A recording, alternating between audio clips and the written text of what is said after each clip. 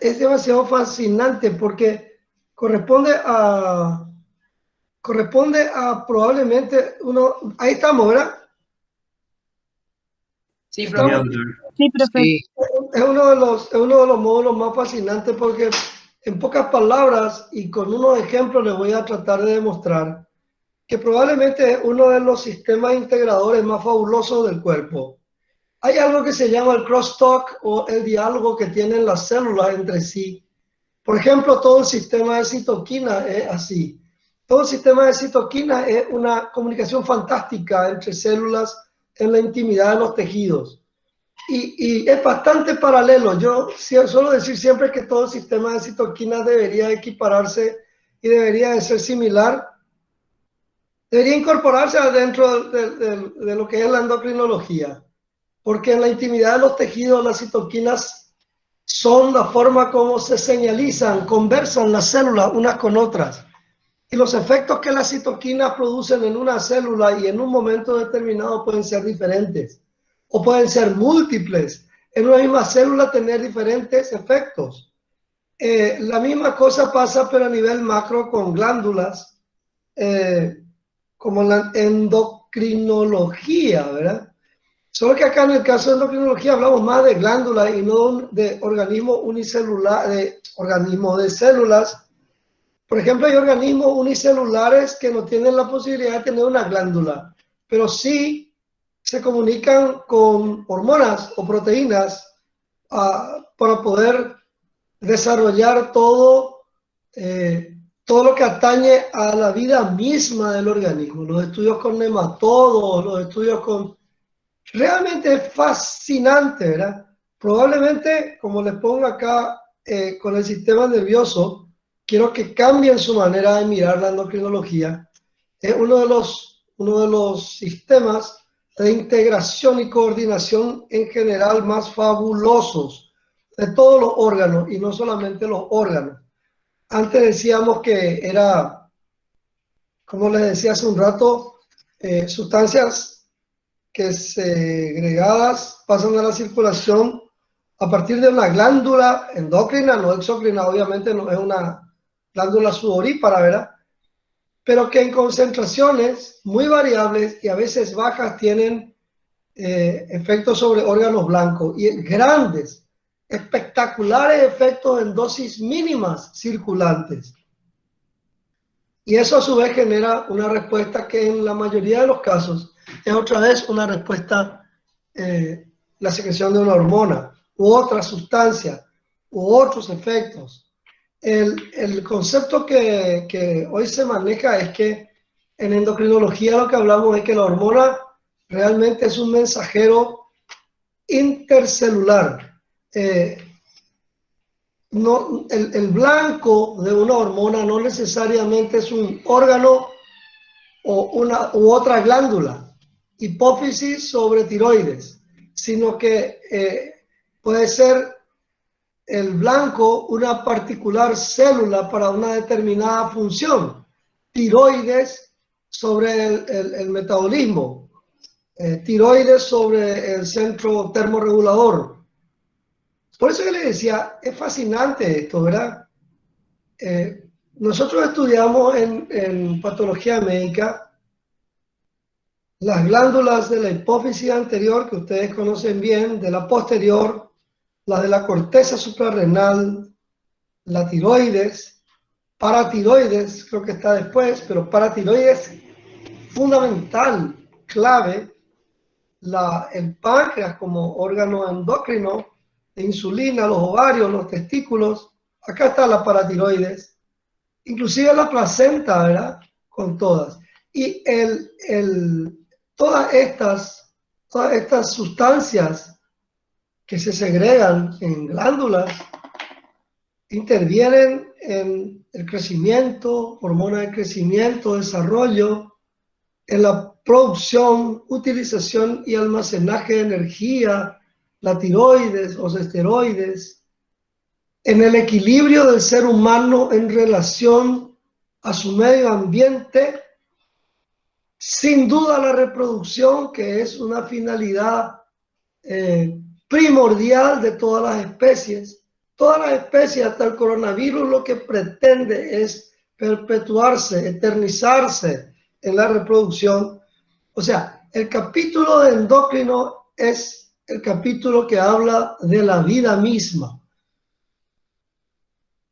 Intervienen estas glándulas en el inicio de la vida, en todo su desarrollo, en la alegría de vivir nada más. Hay que conocer y ver a una persona que ha padecido un panhipopituitarismo para ver cómo es, un Addison, para ver a una persona completamente gris, triste, deprimida, gris, como si tuviese una nube enorme sobre su cabeza, o una persona que tiene un panhipopituitarismo o un hipotiroidismo, donde sus rasgos cambian, no tiene fuerza ni para levantarse, no tiene iniciativa, tiene tristeza. Entonces, estamos hablando en este capítulo y a lo largo de los días, no pierdan de vista este concepto que yo les trato de transmitir. Cuando hablan de endocrinología, se habla básicamente de la vida. Son sustancias que intervienen en la vida. Y hemos venido jugando nosotros con esto porque hoy en día nosotros podemos reemplazar hormonas, dar T4 o dar corticoides, inyectar hormonas de crecimiento. O sea, realmente parches, pellets subcutáneos de testosterona. Se ha desarrollado tanto la medicina en relación a la endocrinología. Hay que decir, diferentes tipos de insulina, cuando hay una falla de la insulina, se ha desarrollado tanto y está tan fascinante, tan fascinante. El tema es que en el consultorio los pacientes no vienen muchas veces con una clínica evidente. Uno tiene que ser sagaz para hacer los diagnósticos, sobre todo prematuros, tempranos, de las enfermedades endocrinológicas. Hay que estar despierto, hay que ser vivo, como se dice vulgarmente. Hay que conocer la patología, porque si no vienen personas que están siendo tratadas por síndrome depresivo por años con drogas antidepresivas y después resulta que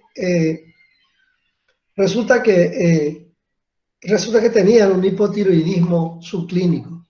Entonces, atentos, ojos abiertos, lean este capítulo, involúcrense con esto que es de la vida. Las funciones son complejas.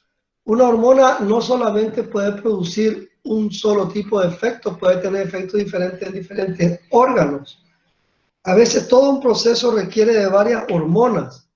Ustedes ya saben por fisiología que hay una retroalimentación o feedback que regula la síntesis en una glándula determinada de acuerdo a los niveles, e inclusive a niveles superiores. Y el feedback puede ser negativo o positivo, no necesariamente es el feedback negativo, ya hay mucho, yo me freno, sino también puede ser a la inversa.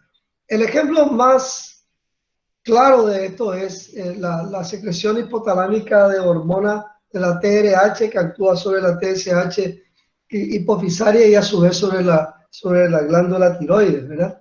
Y el sistema de feedback con los niveles de T4 circulantes.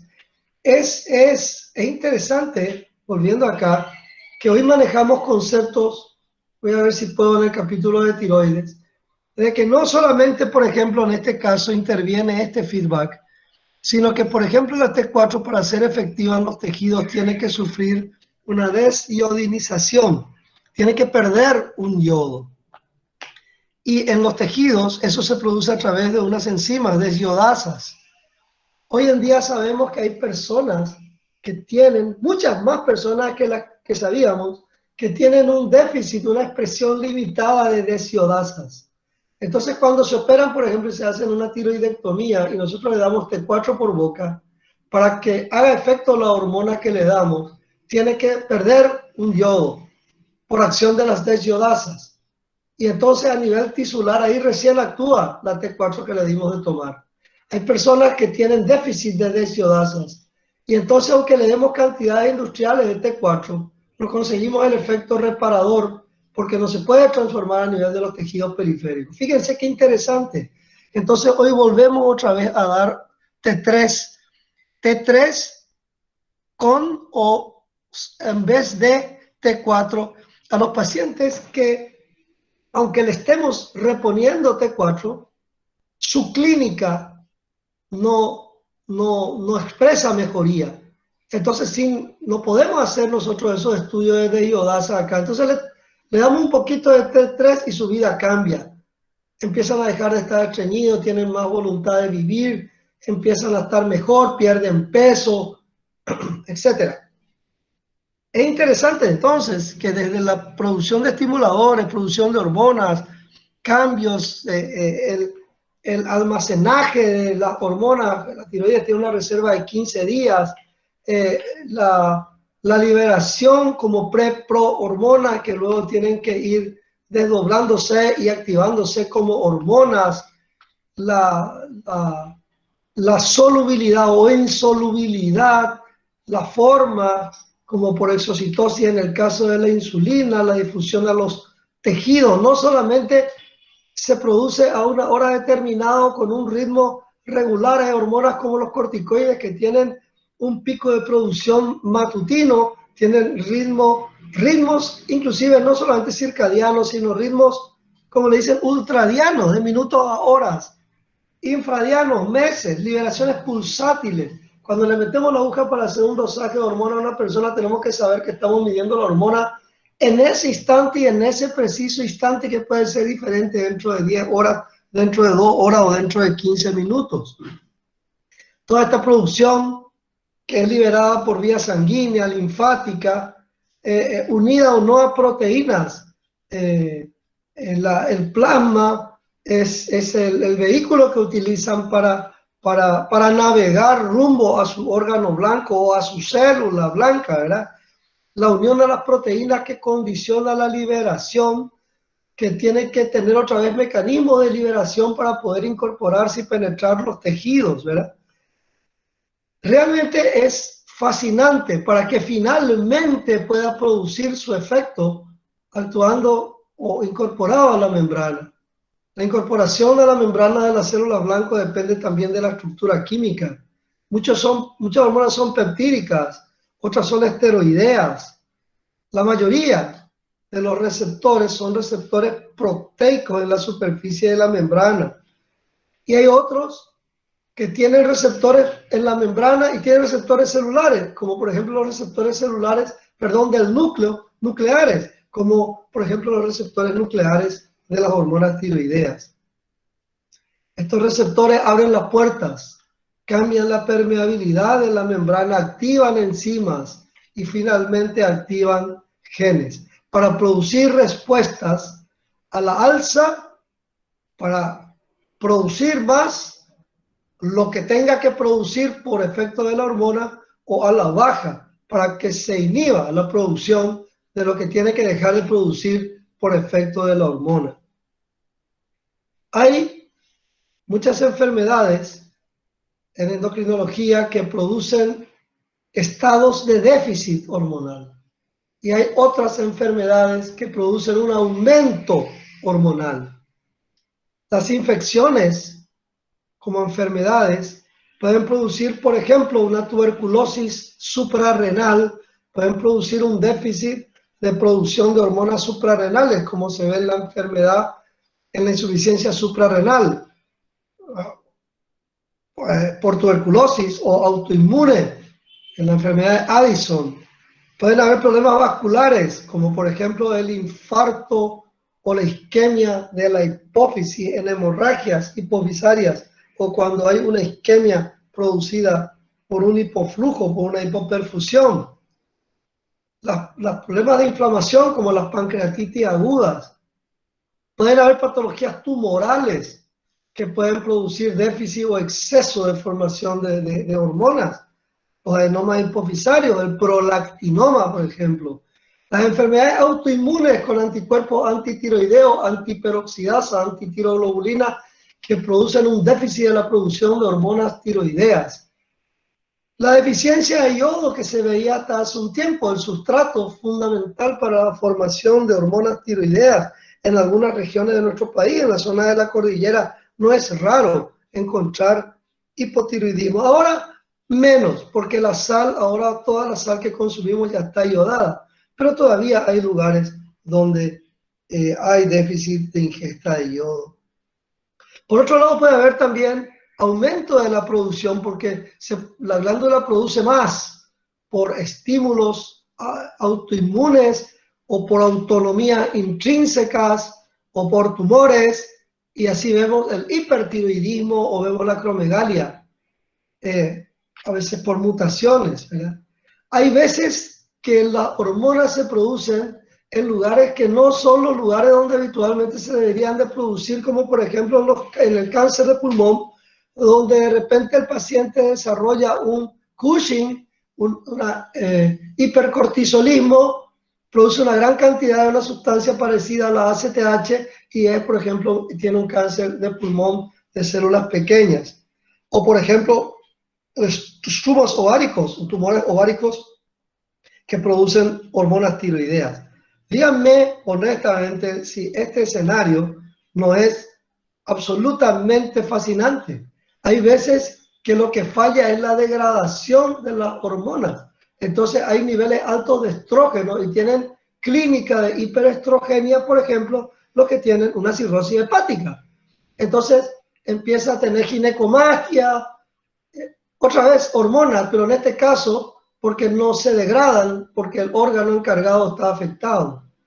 Y otra de las cosas que vemos todos los días y cada día vemos más es la iatrogenia. Como usamos hormonas, usamos corticoides para las lesiones, para los cuadros reumatológicos, se usan hormonas para reducción de peso, hacemos mucho daño también, iatrogenia. Y es otra de los trastornos provocados por estado de exceso hormonal, nosotros con nuestros medicamentos. En general se habla de origen terciario, secundario, de acuerdo a que esté en la patología primaria en la última glándula o en glándulas o sitios de control superiores. Entonces, los síndromes endocrinos pueden ser por exceso o falta, por producción de una hormona anormal o por resistencia de los órganos blancos, cuando hay receptores. Hay personas que tienen trastornos de receptores hereditarios, entonces, por ejemplo, no crecen porque tienen déficit de receptores de la insulin-like growth factor, del factor de crecimiento similar a la insulina 1, que es el efector final de la hormona de crecimiento y se quedan enanos. Entonces, un repasito con relación a la hipófisis. Como ejemplos nomás, chicos, como ejemplos. Vamos a la hipófisis anterior. En la hipófisis anterior, por ejemplo, está la hormona del crecimiento, que su exceso produce acromegalia en los adultos y cuando el exceso se produce en niños, produce gigantismo y su falta produce enanismo hipofisario.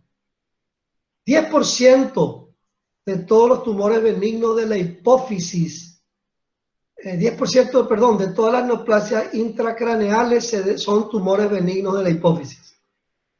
Estos tumores benignos de la hipófisis pueden producir hormonas en exceso o ser simplemente no funcionantes. Generalmente estos tumores, estos adenomas hipofisarios, producen un solo tipo de hormona. Muy raro que produzcan más de una hormona. Es interesante que cuando aumenta un adenoma hipofisario que crece en ese pequeñito lugar que es la hipófisis en la silla turca, produce una hormona, por ejemplo, la hormona de crecimiento, que es lo que vamos a ver ahora, pero a la vez su crecimiento comprime, destruye a otras células productoras de hormonas liberadoras. Entonces se produce el exceso de una hormona y la depleción de formación de otra hormona, dando cuadros clínicos bastante complejos. Hay muchos métodos para, por imágenes, explorar la hipófisis, pero desde lejos la resonancia magnética nuclear es la más importante, ¿verdad? De todos los adenomas hipofisarios, si ustedes se fijan, los productores de prolactina son los mucho más frecuentes. En este chat, donde hay ahora en este momento 163 jóvenes y jóvenes, estoy seguro de que alguna compañera tiene un microadenoma hipofisario hiperproductor de prolactina. Es muy frecuente, ya les digo cómo se presenta en la clínica, seguido de otras como productoras de ACTH y en las productoras de hormonas de crecimiento, de todos los adenomas son solo el 5%. Es interesante lo que les dije, de que estos adenomas pueden producir alteraciones endócrinas por un lado, y por otro lado efecto de masa, destrucción de la silla turca y básicamente la compresión, por ejemplo, del quiasma óptico que está abajo, y sobre todo comprime los fascículos internos, que son los que se decusan y que los que finalmente en la retina producen la visión bitemporal. Entonces el paciente viene y te dice que tiene trastorno de la vista y no ve los campos temporales porque tiene una masa hipofisaria que le está comprimiendo el quiasma óptico. Y a partir de allí uno investiga y va encontrando la enfermedad. Es fascinante la exploración de las patologías endocrinológicas, ¿verdad? Vayamos un ratito a la hormona de crecimiento. Ustedes saben que la hormona de crecimiento necesita de esta hormona, que es la hormona de crecimiento Insulin-like Growth Factor 1, se llama esto. Esto se produce básicamente en el hígado y en muchos otros órganos y es el efector final de la acción de la hormona de crecimiento. Si la patología se produce en adultos, entonces hay acromegalia, y antes del cierre epivisario es el famoso gigantismo. Yo tengo un compañero de colegio que, como siempre que te encontrás con los compañeros de colegio una vez al año, tengo un compañero de colegio que nos encontrábamos siempre a fin de año, en las fiestas de fin de año. Yo le dije, pero ¿sabes qué, Alfredo? ¿Qué cambiado que estás tan gordo? Todo el mundo le decía que a la pucha, qué gordo está, no tenés vergüenza. Bueno, pasó un año, al siguiente año nos volvimos a encontrar y le dije, yo, ¿qué cambiado estás, Alfredo? Y me dice, ¿sabes qué, Jorge? Quiero hablar contigo porque me pasa algo, me puse diabético y ahora te juro por Dios que no como más, pero sigo con todo esto y me pasan cosas, tengo una debilidad extrema y estoy diabético, ya me fui, me dieron insulina inclusive, pero no puedo, no sé qué. Le digo yo, estás cambiado, Alfredo. Y me dice, mi cuerpo cambió, Jorge. Es un tipo muy inteligente, un tipo que se encarga de estirar señales de satélite formado afuera en los Estados Unidos. Se engancha a satélites para señales internacionales, un tipo muy inteligente. Y me dijo, estoy diferente, estoy todo hinchado, no puedo más usar ni mi anillo de casamiento. Y le digo, ¿qué? Y entonces le digo, pero a vos tu mandíbula no está grande, tu cara está grande. Y me saca la lengua y me dice, mira un poco, a veces no puedo ni hablar, parece como si mi lengua estuviese hinchada. Tengo todo lastimada por los dientes, me muerdo todo. A la pucha, me dio todita las bases. Y le dije, ¿tu pie no creció? Y me dijo, ¿vos sabés que ahora calzo 44, yo calzaba 42? Y le dije, te espero en el consultorio el lunes.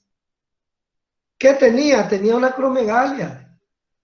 La producción de hormonas de crecimiento tiene acciones directas sobre el metabolismo de los hidratos de carbono, la lipólisis, y aumenta la glucemia y los ácidos grasos. A él le aumentó acá la glucemia porque había mucha hormona de crecimiento. Y actúa sobre el hígado favoreciendo la liberación de esta sustancia, del IGF-1. Esta es la sustancia que tiene una actividad tipo insulínica y esta es súper menos potente que la insulina, la que actúa sobre los cartílagos, aumentando la síntesis de las proteínas, del número, del tamaño de células y actúa sobre todos los otros órganos, aumentando su síntesis y el tamaño de las células. Alfredo tenía agrandado el pie, la mano, la mandíbula, se le palpaba el vaso, el hígado, estaba y tenía niveles altísimos de IGF-1. Es realmente, bueno, acros, extremo, megalo, de ahí viene la palabra, extremo grande. No se olviden de la anécdota, mano grande. Facies, acromegalia, la mandíbula muy grande, la macroglosia, la lengua grande, las vísceras enormes, la piel engrosada. Esta es la cantósica, a veces se produce también en los estados de dislipidemia. El exceso de la hormona de crecimiento produce gigantismo cuando se produce antes del cierre de la epífisis y se produce acromegalia ya en la mandíbula. ¿Se acuerdan de este actor? La mano antes, la mano después, acá con anillo, acá ya sin anillo.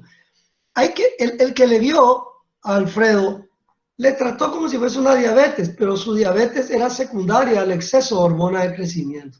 La patología real era esa. Intolerancia al calor, cambio de voz, debilidad, etc. ¿Qué pasó con Alfredo? Alfredo fue operado.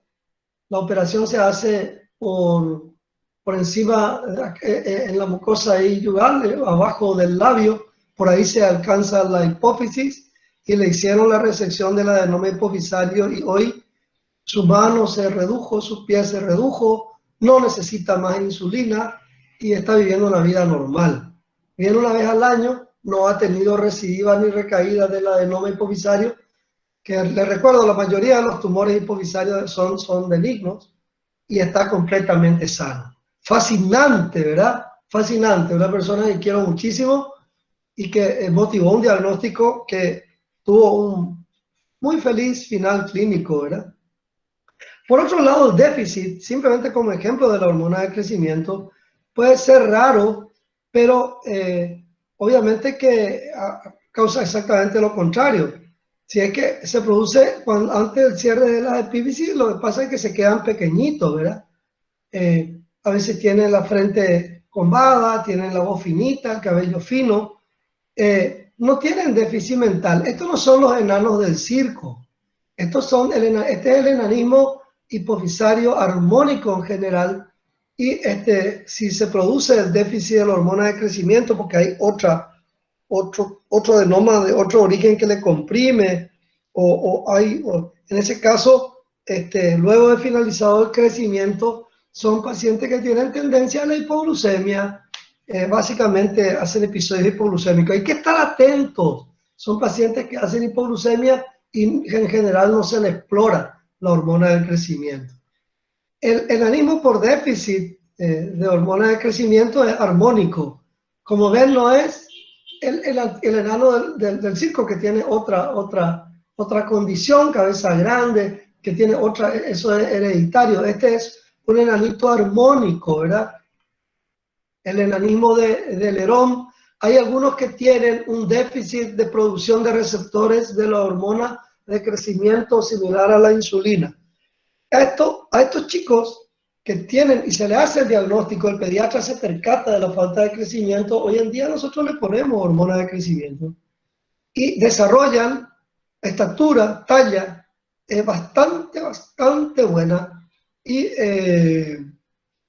se acercan bastante a lo que es la norma o normalidad.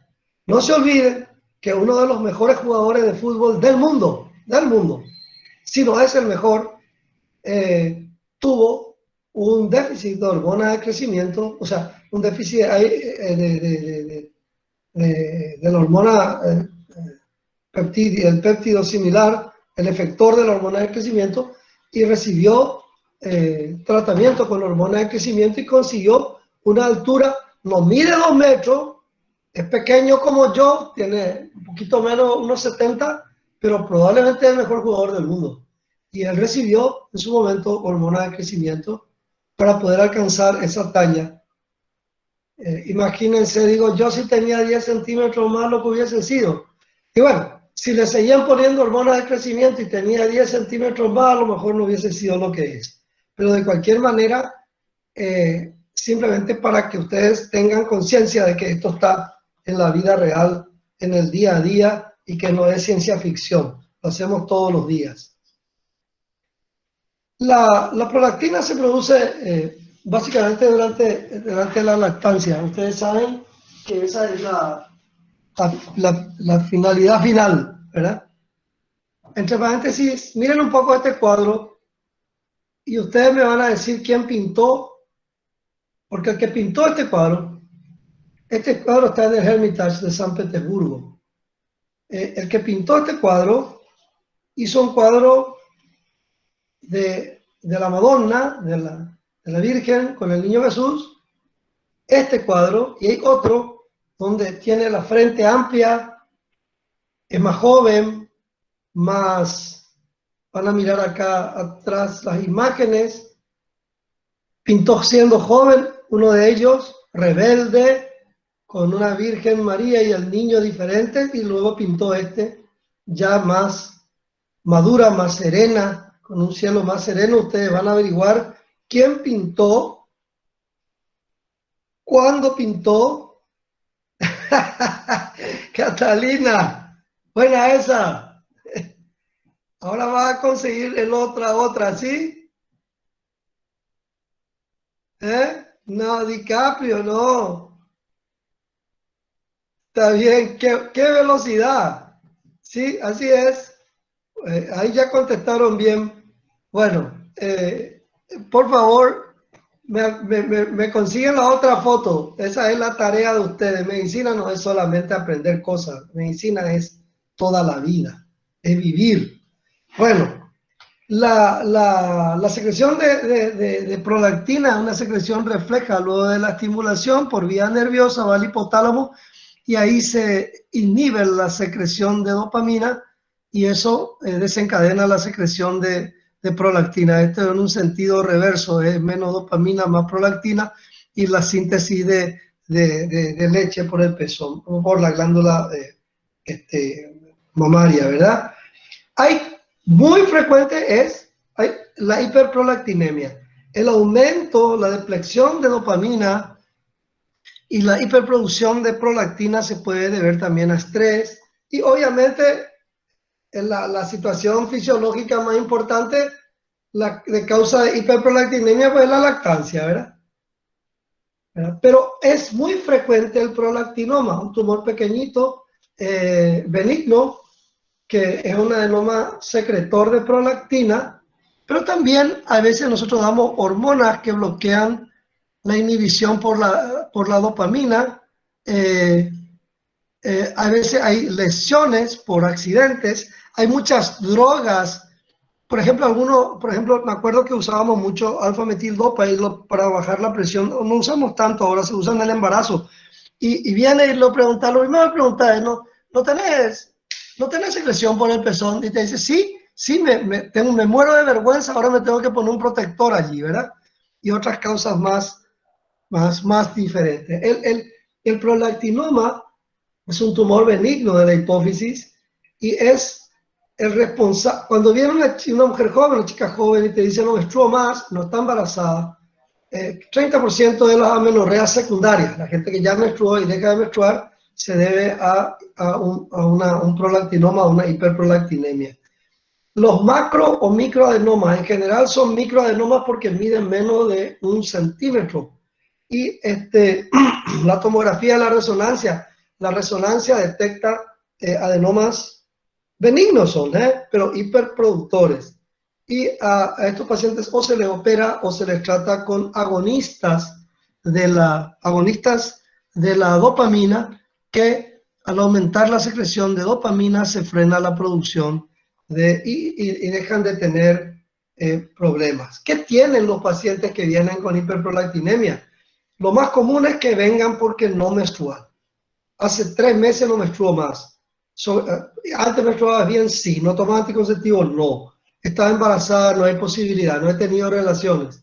Muy bien. ¿Y no tenés secreción de leche por el pezón? Sí, doctor. Hace 1 mes que me está saliendo leche por el pezón clavado. Punto. Tiene un adenoma hipofisario. En los hombres es más difícil, pero la galactorrea y la ginecomastia no son raras. En el hombre el hombre viene porque le crecen los pechos y se preocupa por una cuestión estética.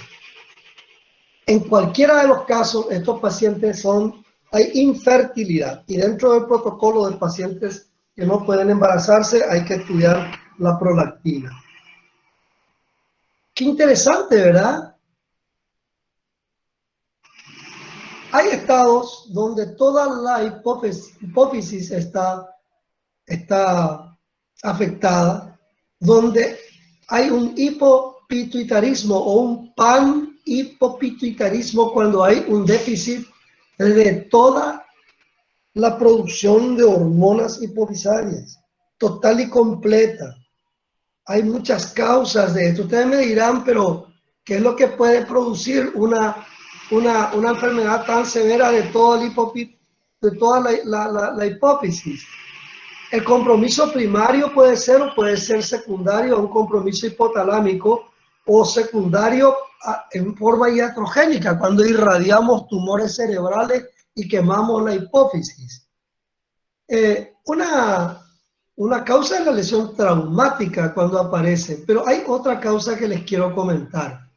Durante el embarazo, la hipófisis aumenta de tamaño y aumenta sensiblemente su irrigación.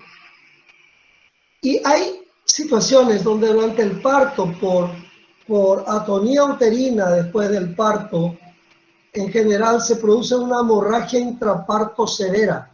Es una hemorragia aguda que produce colapso, shock, hipotensión, anemia aguda. Y la hipófisis, que está en una condición de aumento de requerimiento, sufre una lesión isquémica aguda. Esa destrucción isquémica aguda por hipotensión sistémica produce necrosis isquémica de la hipófisis. Esa es la enfermedad llamada síndrome de Sheehan. Imagínense, se destruye durante ese momento del cataclismo de la hemorragia la hipófisis, y el déficit de las hormonas se va produciendo paulatinamente con el correr del tiempo. Obviamente que hay otras circunstancias, como de aparición gradual, cuando hay otro tumor que destruye el parénquima, otro tumor allí de otra estirpe, o le hacemos una cirugía, etc. Pero para que haya una manifestación clínica que dé un todo quiere decir panhipopituitarismo, se necesita que haya una destrucción de al menos 75% del parénquima glandular.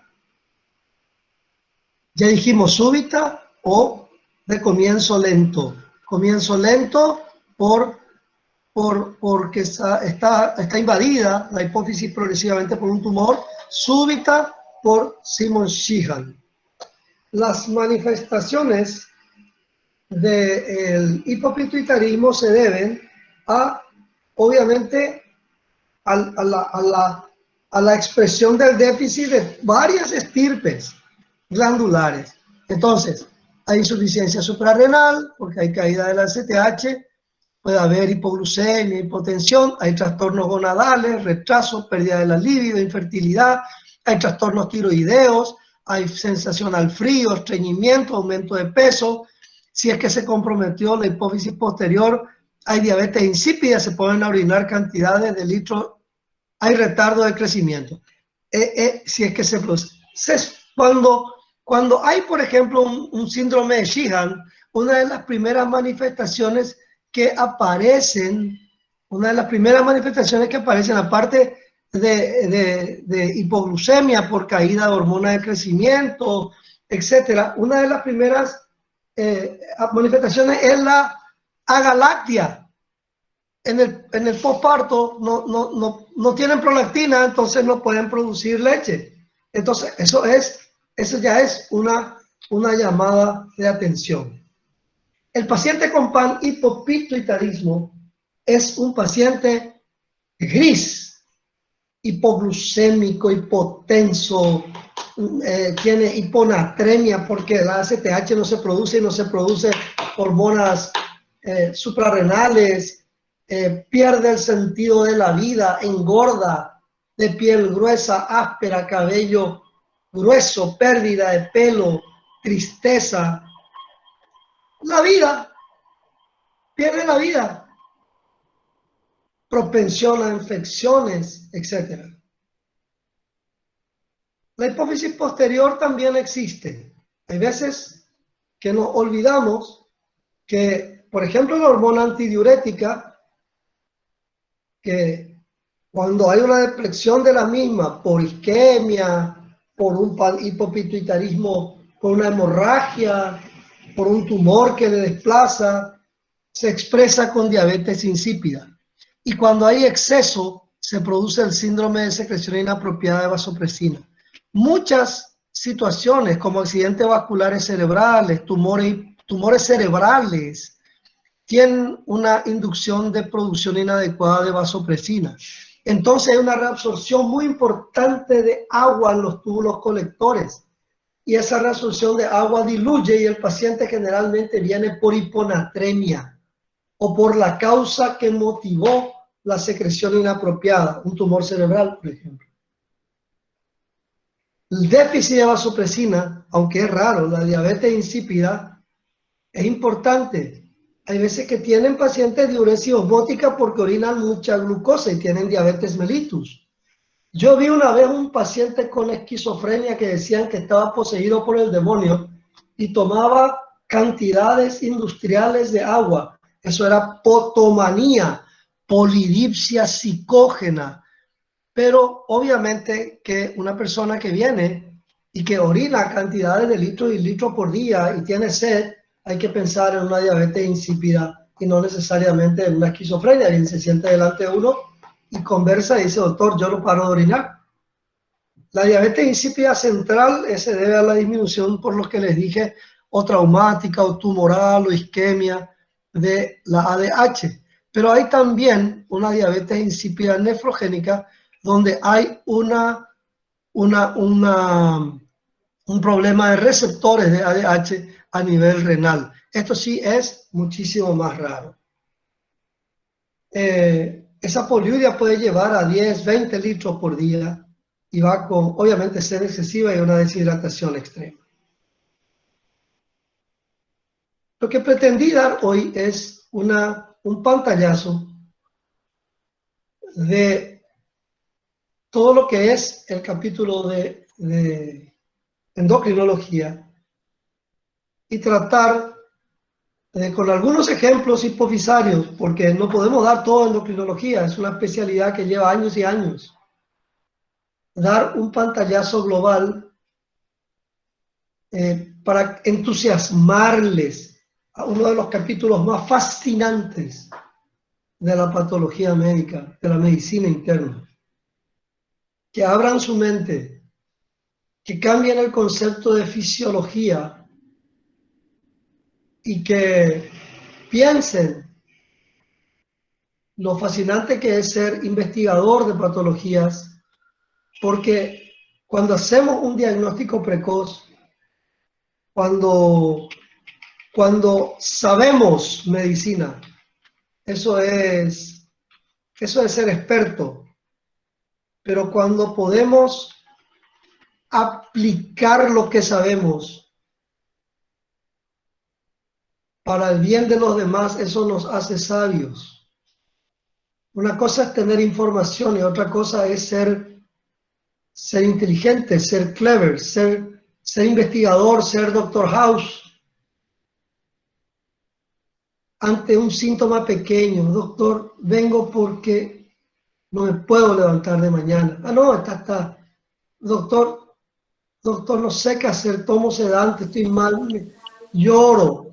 Puede detrás haber un hipotiroidismo subclínico. No puedo más trabajar, estoy débil. Yo nunca tuve la presión tan baja, tiene un déficit suprarrenal.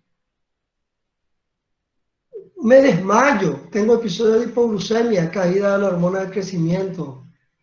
Doctor, vengo porque ya no sé qué hacer. Hace 5 años que estoy buscando tener un hijo. Queremos un hijo, no podemos tener un hijo. Realmente pocos capítulos involucran a la vida misma, desde su inicio hasta su perpetuidad, su reproducción. Si consigo entusiasmarle con lo que les mostré, habré cumplido mi misión hoy. Les mando un abrazo grandote a todos. Espero después de la semana que viene, estar otra vez con ustedes. Las clases pendientes grabadas me prometieron que hoy se alzarían y cambien su manera de ver la endocrinología y van a ser muy felices estudiando este capítulo. Extraño mucho la posibilidad de poder mirarles sus caritas y espero que de aquí a poco todos estén vacunados y podamos de vuelta compartir y yo pasearme por los pasillos y hacerme el loco y mostrarle las marchas neurológicas y compartir presencialmente porque eso no tiene precio. Les dejo acá, chiquitos. Yo esta noche tengo un vuelo a la medianoche. Tengo muchos pacientes y todavía tengo que cambiar platita. Y esta semana que viene voy a estar ausente. Me voy a cumplir una misión que tengo pendiente desde hace 2 años y ahora conseguí poder volar hoy y poder viajar. Y bueno, les voy a recordar y obviamente tengo el WhatsApp para cualquier cosa que pueda necesitar o que pueda ser útil. Les mando un abrazo grandote y que tengan un hermoso fin de semana y que disfruten la lectura de este capítulo. Gracias, profe, Un beso grandote. Buen viaje, Gracias, doctor. profe. Buen viaje, Doctor, buen viaje. Gracias, profe. Buen Gracias. viaje. Buen viaje, profe. Gracias, chiquitos. ¡Chao!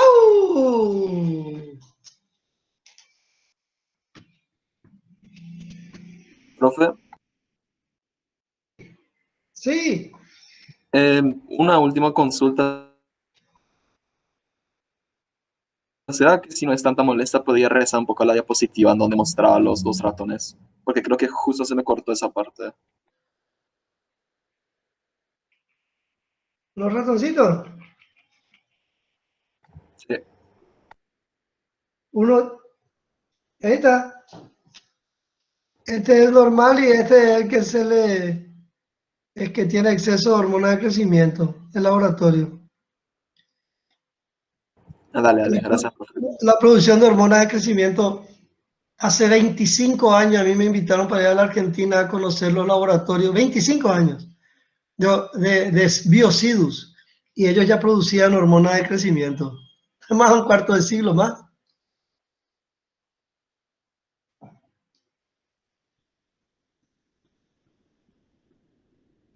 Así es que yo ya no puedo más crecer.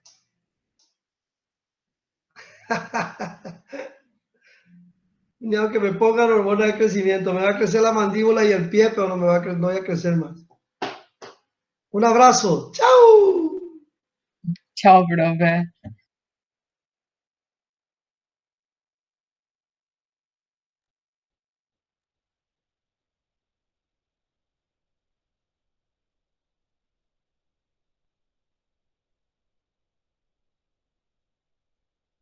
Chao, profe, buen viaje.